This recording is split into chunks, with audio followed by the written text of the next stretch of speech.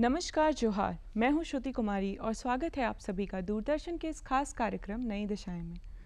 इस कार्यक्रम में हम आपको किसी भी ऐसे व्यक्ति या संस्थान से अवगत कराते हैं जो झारखंड में एक नई दिशा लेकर चल रहे हों, एक नई दिशा में काम कर रहे हों। अंग्रेजी में एक कहावत है, अ पिक्चर स्पीक्स 1,000 वर्ड्स। अगर हम इसका हिंदी में अनुवाद करें तो ये कहने की कोशिश कर रहा है कि एक चित्र जो है वो 1000 शब्दों के बराबर की बात कहता है। जब भी हम एक चित्र को देखते हैं तो हम उससे काफ़ी प्रभावित होते हैं, हम काफ़ी चीज़ें उससे समझ सकते हैं जो हम शायद 1000 शब्दों में लिखी हुई किसी निबंध से ना समझ सकें। तो बस आज के जो हमारे गेस्ट हैं वो भी इसी दिशा में झरिया के ऊपर काम कर रहे हैं। वो झरिया की कहानी लोगों तक पहुंचाने की कोशिश कर रहे हैं अपने चित्रों के द्वारा। आज हम आपको मिलवाने वाले हैं विशाल जी से। विशाल जी, आपका बहुत बहुत स्वागत है हमारे स्टूडियो में। जी नमस्कार श्रुति जी, आपने मुझे इनवाइट किया यहाँ पे, इसके लिए बहुत बहुत धन्यवाद। जी विशाल जी, तो सबसे पहले हम ये समझने की कोशिश करते हैं कि आप काम क्या कर रहे हैं झरिया में और आप किस ऑब्जेक्टिव को लेकर इसमें काम कर रहे हैं।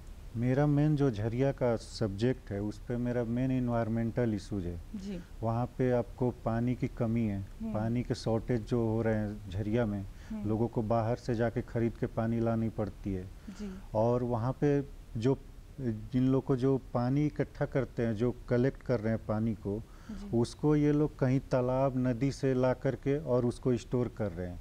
या तो उन्हें अगर कहीं पे अगर किसी डेली यूज के लिए अगर उन्हें पानी चाहिए तो उनको दूर कहीं पहाड़ियों के इलाकों में जाना पड़ता है जहाँ पे पानी स्टोर है और वहाँ पे वो जाके नहाते हैं, बर्तन धोते हैं, अपना जो भी काम करना है और फिर ये घर आते हैं और इतने दूर से ये पानी खाना बनाने के लिए भी वहीं से लेके आना पड़ता है। तो इस तरह का इशू चल रहा है और जो वहाँ पे धुआं आग जो लगी हुई है वो एक अलग इन्वायरमेंट को वो कर रहा है, जहाँ पे पूरा आप देख सकते हैं कि सूखा पड़ा हुआ है, कहीं पेड़ नहीं दिख रहा है, पूरे तरफ चारों तरफ पहाड़ियाँ कटी हुई है और वहाँ पे लोगों का जीवन पूरी तरह से एकदम अंधेरे में पड़ा हुआ है। तो इस चीज़ को मुझे ये दिखा कि इस तरह का सिचुएशन चल रहा है झरिया में, तो मैंने कोशिश किया कि मैं अपने एक पिक्चर्स के थ्रू मैं उसको दिखाने की कोशिश करूं। जी। तो मतलब हम ये कह सकते हैं कि आप झरिया में जो ये बहुत सालों से आग लगी हुई है धरती के नीचे, इससे जो नुकसान लोगों को झेलना पड़ रहा है, चाहे वो इन्वायरमेंटल इश्यूज़ हो, पानी की कमी हो, चाहे धुएं में जो बदलाव आ रहा है या जो गर्मी लोगों को झेलनी पड़ रही है, उन सारे विषयों को आप कवर कर रहे हैं अपने चित्रों के माध्यम से वहाँ पर। जी जी। तो विशाल जी, इस काम करने का की जो प्रेरणा है वो आपको कहाँ से मिली, और साथ में आप हमें ये भी बतलाइएगा अपनी प्रेरणा के बाद कि झरिया में चल क्या रहा है, हमारे दर्शकों को अवगत कराइएगा कि किस चीज़ में आग लगी है, हो क्या रहा है झरिया में। मेनली वहाँ पे जो वहाँ का अभी सिचुएशन है, वहाँ पे जैसे आप अगर देख रहे हैं कि 300-400 घर पड़े हुए हैं और वो पूरे खपड़ैल वाले पुराने टाइप के घर पड़े हुए हैं, कहीं पे ईंट से बना हुआ, कहीं मिट्टी से बना हुआ और उसी में लोग रह रहे हैं। और जो बच्चे हैं, बच्चे पूरे दिन आपको धुएं आग के बीच में खेलते हुए दिखेंगे। वो आग धुआं वो होता है जहाँ पे वो कोयले को पकाया जाता है सेल करने के लिए, तो उसके बीच में ही उनका पूरा सुबह से रात वहीं गुजर रहा है और इस तरह से खाने पीने की जो भी चीज़ें हैं वो सब वहीं बैठकर कर रहे हैं। तो ये एक तरह से, और देखा जाए तो ये ऐसा मतलब वहाँ का सिचुएशन जो होता है ना, वो चारों तरफ सिर्फ आपको धुआं ही दिखाई देगा, आदमी वहाँ दिखते ही नहीं है, सिर्फ वो सिलहट उनकी दिखती है, लाइट वो थोड़े थोड़े उसमें दिखते हैं कि हाँ कोई इंसान चल रहा है। इतना वहाँ पे जो क्लाइमेट वहाँ पे जो ये चल रहा है, सिचुएशन बहुत ही बुरा चल रहा है आग वगैरह को लेकर जो भी है। अब थोड़ा अपनी प्रेरणा के बारे में बताइए कि आपने कहाँ से सोचा कि मुझे झरिया के जो इश्यूज़ हैं उसको कवर करना है और आप वहाँ तक पहुँचे कैसे। ये मेरी कहानी शुरू हुई थी, मैं ऐसे तो झरिया में मेन डॉक्यूमेंट करता था जहाँ पे बस्ती होती थी और उस बस्ती में मैं जाता था काम करने के लिए, वहाँ शूट करता था। लोग ऐसे जनरली थोड़ी सी अपनी घबराहट दिखाते थे कि कैमरा क्यों लेके चला आया, फिर भी मैं कोशिश करता था कि कुछ पिक्चर्स ले सकूँ। फिर ऐसे धीरे धीरे कई साल बीते, 1 साल 1.5 साल मैंने झरिया में घूमना वैसे ही जारी रखा अपना। एक बार ऐसा सिचुएशन हुआ कि मेरा भाई निहाल वो आया मेरे पास और मुझे बताया कि मैं एक बस्ती में गया था धनबाद के इलाके में, जो कि काली बस्ती नाम है वहाँ का, और वहाँ पे गया, उसने बताया कि मैं किसी की फ़ोटो ले रहा था और मुझे दौड़ा दिया गया मारने के लिए। तो फिर उसने पिक्चर भी दिखाई कि देखो ये जगह है, ऐसी सिचुएशन है यहाँ पे। तो मैं वहाँ पे गया उसके साथ कि चलो हम लोग भी एक बार कोशिश करते हैं, उनसे बातें करते हैं और उन्हें समझाने की कोशिश करेंगे कि हम लोग जो काम कर रहे हैं वो मेन आपके ही प्रॉब्लम को दिखाने की कोशिश कर रहे हैं। और हम एक आर्टिस्ट हैं, हम जनरली ये कर सकते हैं कि हम एक पिक्चर लेकर आपको दिखा सकते हैं, लोगों को दिखा सकते हैं कि इनके साथ ऐसा घटना हो रहा है। हम लोग गए वहाँ पे और मैंने पहली बार वो सिचुएशन देखा था वहाँ पे, जब पूरे घर पड़े हुए हैं, एकदम काला, एकदम धुएं में पड़े हुए काले काले घर, छोटे छोटे से मिट्टी के घर पड़े हुए थे और छोटे छोटे बच्चे, 5 साल के बच्चे भी वहाँ कोयला उठाकर काम कर रहे थे। और वो चीज़ें मुझे दिखा और एक अलग से फीलिंग आई कि यार ये क्या चल रहा है ऐसा, क्योंकि झरिया में आग देखा था मैंने, इस तरह से धुएं में जीते हुए लोगों को कभी नहीं देखा था। वो चीज़ें मेरे दिमाग में आई कि नहीं यार, इसे कैप्चर करना चाहिए और इसे दिखाना चाहिए लोगों को। और वहाँ से एक मेरी जर्नी शुरू हुई और मैं बार बार वहाँ जाने लगा फोटोग्राफी के लिए और अपनी चीज़ों को उसको कैप्चर करने लगा, दिखाने लगा लोगों को सोशल मीडिया के माध्यम से। जी, तो जो ये आपने कहानी देखी और समझा कि इसको लोगों तक पहुंचाने की बहुत ज़रूरत है, उससे आपको लगता है कि कुछ प्रभाव पड़ा है लोगों पे, या फिर अपने आसपास में आपने कुछ देखा है कि लोग सामने आए हों झरिया की मदद करने के लिए, वहाँ रह रहे लोगों को मदद करने के लिए, और ख़ास करके उनको वहाँ से हटाकर कहीं और बसाने के लिए, क्योंकि जितना मुझे मालूम है वो रेड अलर्ट एरिया है और जहाँ लोग रह रहे हैं वो ज़मीन कभी भी धंस सकती है, लोग अंदर जा सकते हैं और पहले भी कई बार मौतें हो चुकी हैं उस रिलेटेड। तो क्या ऐसी कुछ कोई बदलाव आपने देखा, कुछ ऐसे लोग हों जो सामने आए हों? ऐसा होता है, कुछ लोग ऐसे मतलब पिक्चर्स जो अपलोड करता हूँ मैं सोशल मीडिया पे, वहाँ से कुछ लोग कांटेक्ट करते हैं, उसके बारे में जानने की कोशिश करते हैं। थोड़ी बहुत जागरूकता हो रही है लोगों के बीच में और अभी एक शुरुआत है। अभी ऐसा नहीं कह सकते कि बहुत वहाँ पे जाकर किसी ने मदद कर दिया है, ऐसा कुछ नहीं है, लेकिन है अभी लोगों के अंदर एक जागरूकता आ रही है कि हाँ यहाँ पे इस तरह का इशू चल रहा है, इस पे लोग बात करना शुरू कर दिए।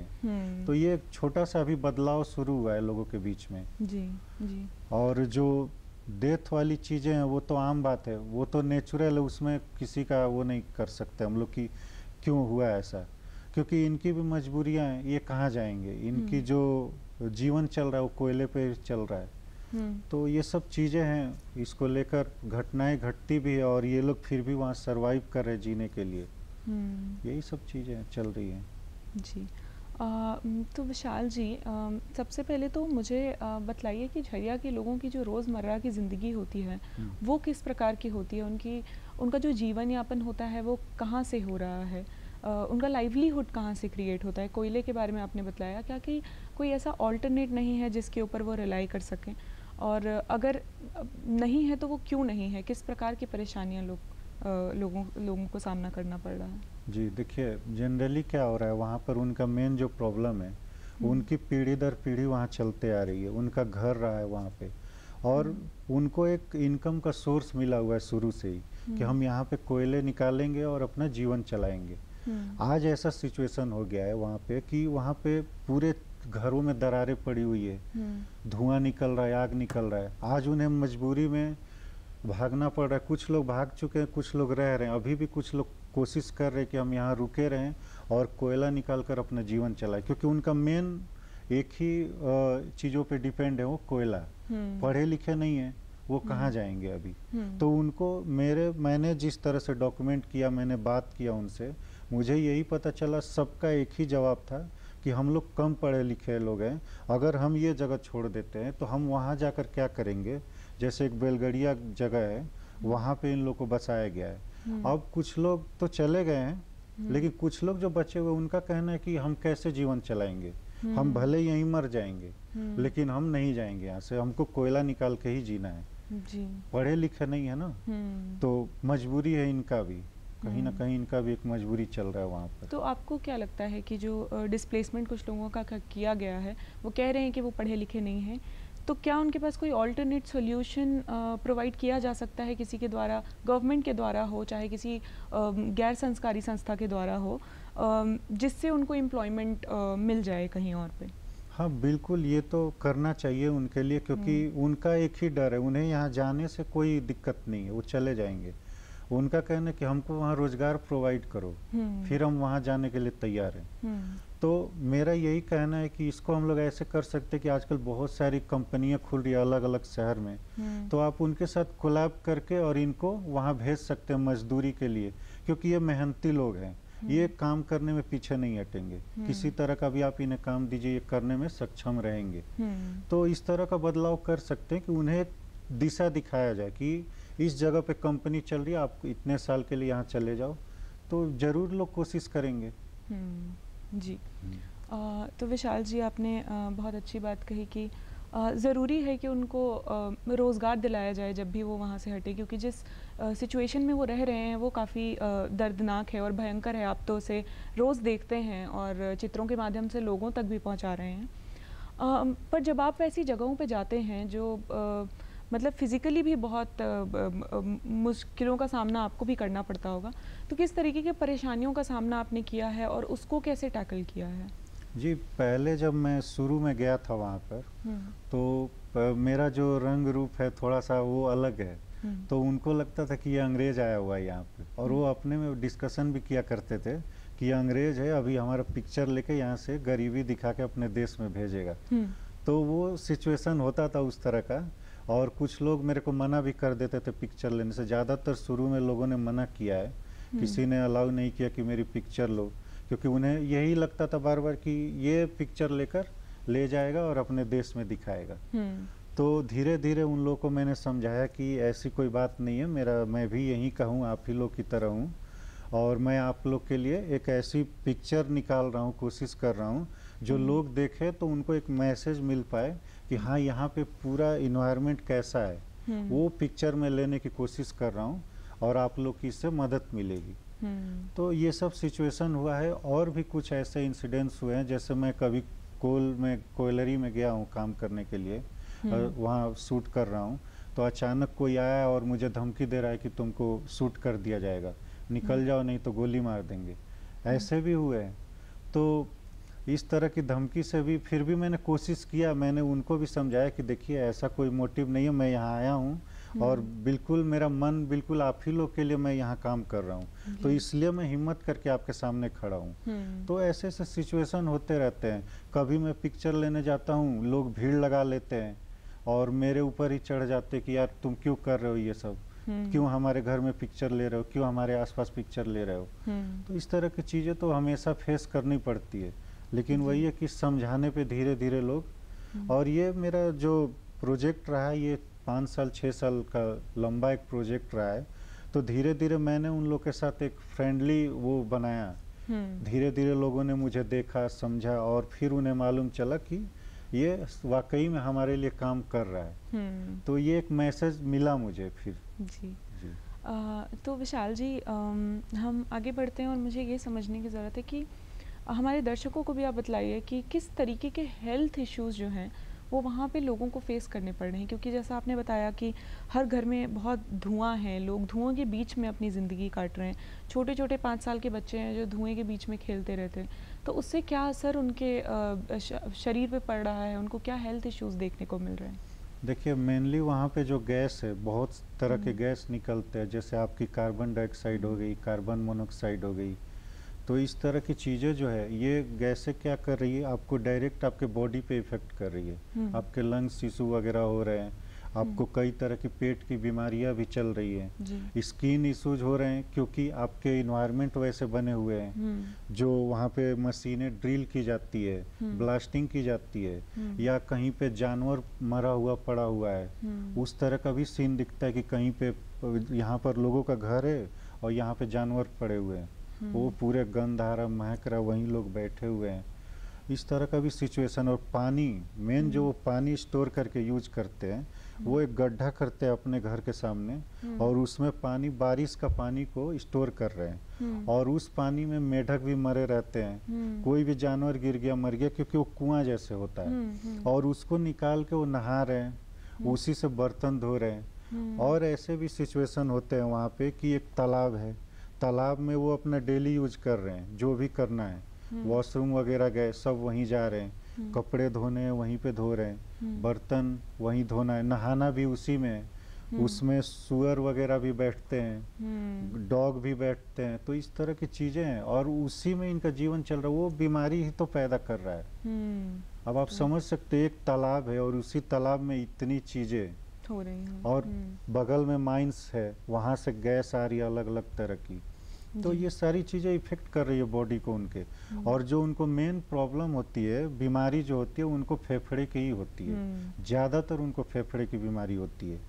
मैंने एक डॉक्यूमेंट भी किया था, एक 45 इयर्स का ही था, एक व्यक्ति थे, वो अचानक उनकी मृत्यु हुई थी इसी के वजह से।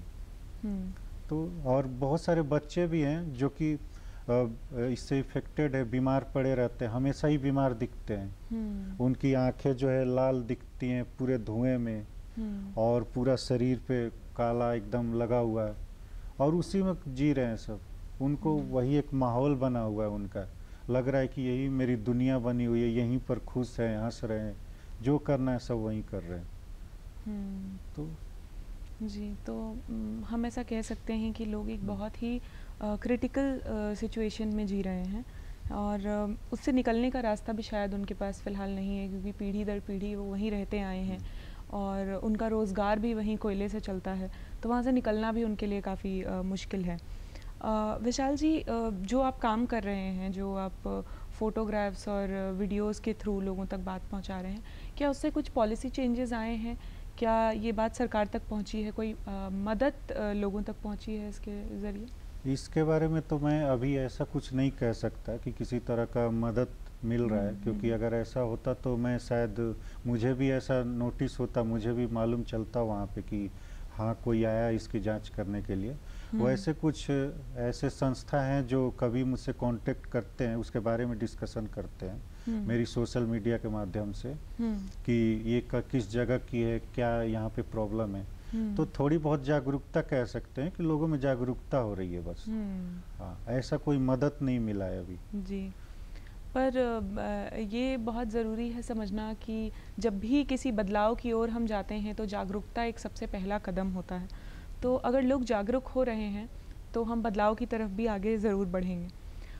विशाल जी, आगे जो मैं समझना चाहूँगी वो ये है कि आगे के 2-3 साल में आपका क्या प्लान है, आप क्या करना चाहते हैं, और आपके कोई इससे रिलेटेड प्रोजेक्ट्स हैं जिस पर आप काम कर रहे हैं? जी, फिलहाल तो मेरा ये एक प्रोजेक्ट जो चल रहा है, द बर्निंग सिटी, मैंने इसका नाम दिया है जी।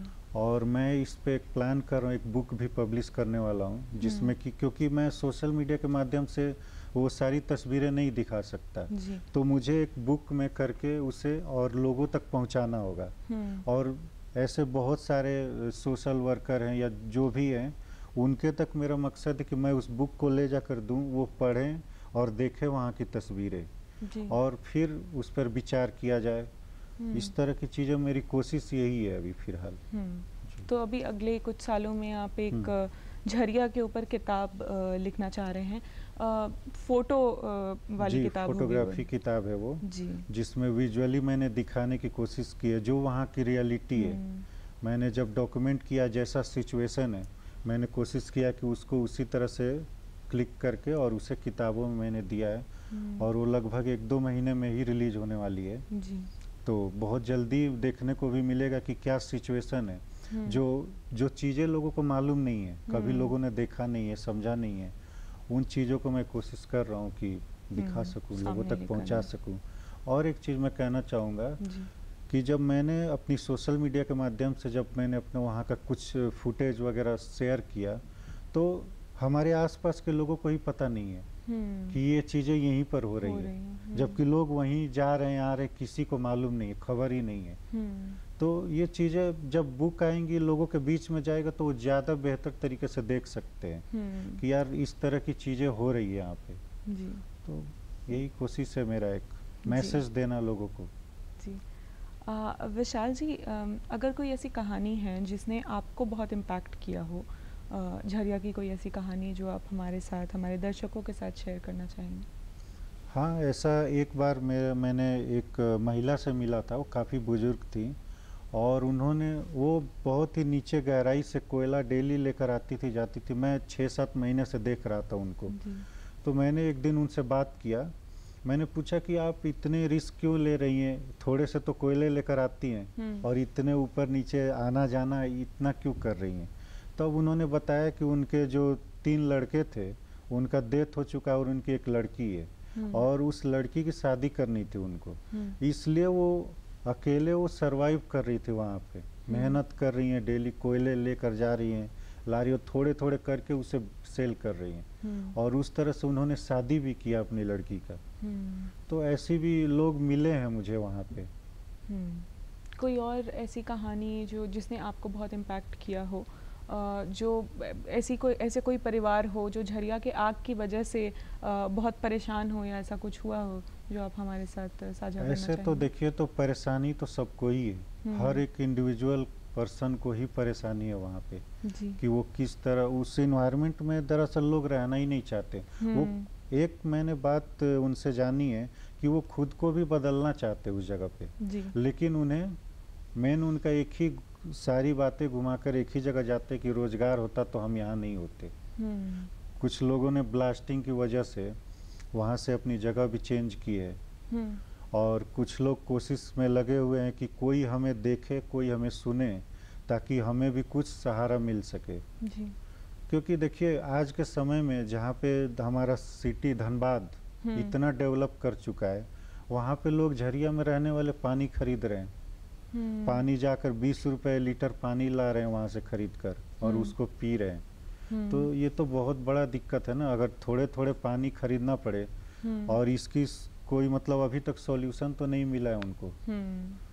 तो यही सब चल रहा है वहाँ पे, प्रॉब्लम यही है, उनका मेन प्रॉब्लम है यही। विशाल जी, एक बार मैं चाहूँगी कि आप हमारे दर्शकों को बताएं कि ये जो आग का डर है झरिया के नीचे वो कितना फैल चुका है और कितने एरिया को उसने कवर कर लिया है, कितने लोगों को इम्पैक्ट कर रहा है, अगर आप एक आइडिया दे पाएँ हमारे दर्शकों को। तो ऐसे तो देखा जाए तो पहले जो 2001 में जनगणना की गई थी उसमें शायद 80,000 लोग थे वहाँ पे झरिया में। हालांकि अभी कुछ लोग को शिफ्ट किया गया है और मुश्किल से मुझे लगता है कि 2-3 हजार लोग और भी वहाँ होंगे जो कि इन सब चीज़ों में अभी भी उलझे हुए हैं। तो यही है। और बाकी जो झरिया ही सिर्फ नहीं आग लगा हुआ है, झरिया में धनबाद में भी ऐसे इलाके हैं, भौरा में हैं, आपके बहुत सारे ऐसे इलाके हैं जो एक दूसरे से कनेक्ट है और ये पूरा एरिया में ही आग दिखेगा आपको। तो हम ये कह सकते हैं कि ये जो झरिया की आग थी वो और जगहों पर भी फैल चुकी है और थोड़ा बहुत काम तो सरकार ने इस दिशा में किया है कि लोगों को शिफ्ट किया है, दूसरे जगहों पे किया है पिछले कुछ सालों में। विशाल जी, थोड़ा सा हम ये भी समझेंगे कि आपको पर्सनल लेवल पे आपने क्या बदलाव देखे हैं या आपको किन परेशानियों का सामना पर्सनल लेवल पे करना पड़ा है, चाहे आपके हेल्थ इश्यूज़ हों जब आप ये चीज़ें कवर करने जाते हों, या आपकी क्या लर्निंग्स रही हैं ऐसी जगहों पर जाकर शूट करने की? मेनली वहाँ पे शूट करने के दौरान मैंने जो इश्यूज फेस किए हैं वो मेन तो आपको सांस लेने की जो धुआं जो वहाँ निकल रहे हैं वो मेन प्रॉब्लम है वहाँ पे कि शुद्ध वातावरण ही नहीं है। और ऐसा सिचुएशन में बैठना, फील करना कि आप यहाँ पे धुआं जल निकल रहा है धरती से, अलग अलग तरह की गैसें निकल रही, जहरीली गैसें, और वहीं पर लोग काम कर रहे हैं और मैं भी वहाँ शूट कर रहा हूँ। तो वो चीज़ें, वो जिस चीज़ों को फेस कर रहे वो मैं भी कर रहा हूँ। तो ये पर्सनली मैंने भी फील किया और ये काफ़ी कुछ दिनों में, कुछ सालों में मैं कहूँगा कि ये काफ़ी इफेक्ट किया मेरे बॉडी पे भी। जब मैं वहाँ से गुजरता हूँ, वहाँ से शूट करके जब निकलता हूँ तो मेरे सर में दर्द होता है, पैरों से चलने में दिक्कत होती है, सांस लेने में भी दिक्कत होती है। तो ये चीज़ें मैं भी महसूस कर पा रहा हूँ कि वो किस सिचुएशन में है और ये चीज़ें मुझे मोटिवेट करती है हमेशा कि अगर इस तरह का प्रॉब्लम है तो इसको और भी गहराई से दिखाओ और इन चीज़ों को, इन लोगों को बाहर निकालने की कोशिश किया जाए यहाँ से। जी विशाल जी, आपने फिल्म मेकिंग और वीडियोस बनाना या फ़ोटोज़ को एक ज़रिया बनाया है अपना लोगों की कहानी पहुँचाने तक, लोगों की कहानी, झरिया के लोगों की कहानी और लोगों तक पहुँचाने के लिए। मैं ये समझना चाहूँगी कि आप उसे कैप्चर कैसे करते हैं, आपका क्या पॉइंट ऑफ व्यू रहता है कि आप किस प्रकार लोगों की कहानियाँ दिखाएं अपने वीडियोस में? मेरा मेनली जो कहानी जो कैप्चर करने की होती है, मैं जनरली वहाँ जाता हूँ शूट करने और जो इन्वायरमेंट वहाँ चल रही है, जैसे लोगों की एक्टिविटियाँ हो रही है वो होने देता हूँ। उसमें मैंने कभी किसी को डिस्टर्ब नहीं किया पिक्चर लेने के लिए। मैं सिर्फ उस मोमेंट का वेट करता हूँ। जैसे कुछ सिचुएशन ऐसे हैं जहाँ पर लोग, मैंने आज देखा कि यहाँ पे धुआं निकल रहा है और वहाँ पे कुछ लोग काम कर रहे हैं, और कल मैंने उसको फिर ट्राई किया शूट करने का, एक बेहतर तस्वीर लेने की कोशिश करता हूँ ताकि वो चीज़ें जो रियलिटी वहाँ हो रही है उसको निकालने की कोशिश करता हूँ और उसको दिखाने की कोशिश करता हूँ। अब क्या आपका कोई पर्टिकुलर पर्सपेक्टिव या पॉइंट ऑफ व्यू होता है जिसको आप नज़र में रखते हैं लोगों को शूट करते वक्त? हाँ। या आप पर्सनली भी किसी तरीके के अवेयरनेस भी फैलाने की कोशिश करते हैं इस दौरान लोगों के बीच जी में? मेरा मेरा जो मोटिव है वो इन्वायरमेंटल है। क्लाइमेट जो इशू चल रहे हैं वो है, जो कि अभी ग्लोबल ही है और हमारे यहाँ तो भरपूर मात्रा में पड़ा हुआ ही है, उसका कुछ नहीं कहना है। तो ये चीज़ें, और ये मेरे को लगता है ऐसा कि देखिए, ये अभी हम झरिया की बात कर रहे हैं, आज हम झरिया की बात करें, आज झरिया में ये सब चीज़ें चल रही है, कल के दिन ये धीरे धीरे शहर में जाएगा ना, कल के दिन शहर के लोग भी इफेक्ट पड़ेंगे, इसके दायरे में आएंगे। तो ये सिर्फ झरिया तक का ही कहानी नहीं है, वो उनको जितना झेलना है, कुछ लोगों ने झेला है, वो कुछ लोग वहाँ से चले गए, कुछ लोग अभी भी झेल रहे हैं। ये कल के दिन बहुत बड़ा इशू बन सकता है कि जब वो चीज़ें शहर के तरफ जाएगा तब कैसा माहौल बनेगा वहाँ पे। तो ये जो चीज़ें, इसको दिखाना अभी एक छोटा सा आप कह सकते हैं कि एक छोटा सा सीन आपको दिख रहा है, ये कल के दिन बड़ा भी हो सकता है अगर इसको ध्यान नहीं दिया गया तो। बिल्कुल, क्योंकि ये नॉर्मल नहीं है ना, आप यहाँ पे धरती फटी हुई है और जैसे हवा लगता है वो और भी आग फैलते जाता है, उसको रोका नहीं जा सकता है। तो इसके लिए सॉल्यूशन तो कुछ तो चाहिए। जी बिल्कुल। विशाल जी, आप कोई ऐसा मैसेज है जो हमारे युवा को देना चाहेंगे, या आप बतलाना चाहेंगे कि किस प्रकार झारखंड के युवा या और भी लोग इससे जुड़ सकते हैं और किस प्रकार इसमें मदद कर सकते हैं? जी देखिए, मैं युवा को यही कहना चाहूँगा कि आप अगर इस तरह का सिचुएशन देख रहे हैं तो उसको इग्नोर ना कीजिए। आपके पास एक बहुत, आजकल सोशल मीडिया एक बहुत बड़ा पावरफुल चीज़ें है जिसमें आप किसी चीज़ को विजुअली दिखा सकते हैं, आपको कुछ कहना नहीं है, आप उसको रिकॉर्ड करके दिखा सकते हैं, एक मैसेज दे सकते हैं समाज को, और बहुत आसानी से लाखों लोगों तक हम पहुंच सकते हैं उन चीज़ों को लेकर। तो इसको करना चाहिए, इस पे ध्यान देना चाहिए। तो विशाल जी, आपने बहुत बेहतरीन तरीके से हमें बतलाया कि किस प्रकार झरिया में जो आग लगी है उससे लोग कैसे इम्पैक्ट हो रहे हैं, वहाँ के लोगों की ज़िंदगी कितनी मुश्किल हो चुकी है। और आपका बहुत बहुत धन्यवाद विशाल जी, आज आप हमारे स्टूडियो में आए। धन्यवाद आपको। और मैं अपने दर्शकों को भी बतलाना चाहूँगी कि जो झरिया की आग है उसको हम अगर लाइटली ना लें और उस पर थोड़ा ध्यान दें, लोगों से बातचीत करें, अवेयर करें, तो शायद वहाँ के लोगों की भी मदद हो सकेगी। तो बस आज के लिए इतना ही। अब हम आपसे मिलेंगे अगले अंक में, तब तक के लिए जोहार, नमस्कार।